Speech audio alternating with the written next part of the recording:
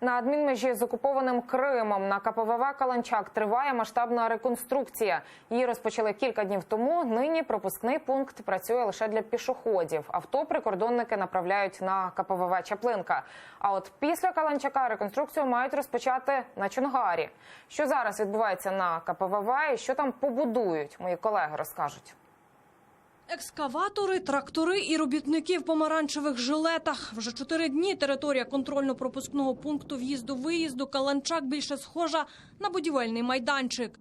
Ще минулого тижня уряд доручив повністю оновити КПВВ на адмінмежі з тимчасово окупованим Кримом. Керівник області, однак, сподівається, що вони будуть тимчасовими. Ми працюємо для потреб людей. І усвідомлюючи, що Крим безумовно повернеться, ми будуємо ці споруди тимчасовими. Тимчасові споруди будуть використовуватись для потреб прикордонної служби в інших областях. Центр адміністративних послуг, автовокзал, місця для матері і дитини та медпункти. Так, вже до 15 листопада мають виглядати контрольно-пропускні пункти на межі з окупованим Кримом.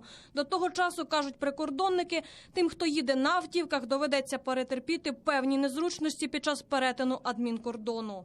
Ми здійснюємо пропуск лише пішоходів. Усіх бажаючих перетнути адмінмежу на транспортних засобах ми перенаправляємо на контрольний пункт в'їзду-виїзду «Чаплинка». Такі тимчасові незручності через реконструкцію КПВВ, однак, водіїв не надто хвилюють. Хоч і кількість автівок на Чаплинці збільшилася вдвічі. Черг тут немає. Все хотим, чтобы было хорошо, удобно, чтобы это было цивилизованно, поэтому вполне естественное желание, чтобы все было достойно. Для пішоходів все простіше. Контроль вони проходять хвилини за 2. А от із сервісом на КПВВ, кажуть, не все так добре. Я хочу, чтобы пустили поезд. Окон добавить, чтобы людей больше здесь работало. Желательно, чтобы благоустроили.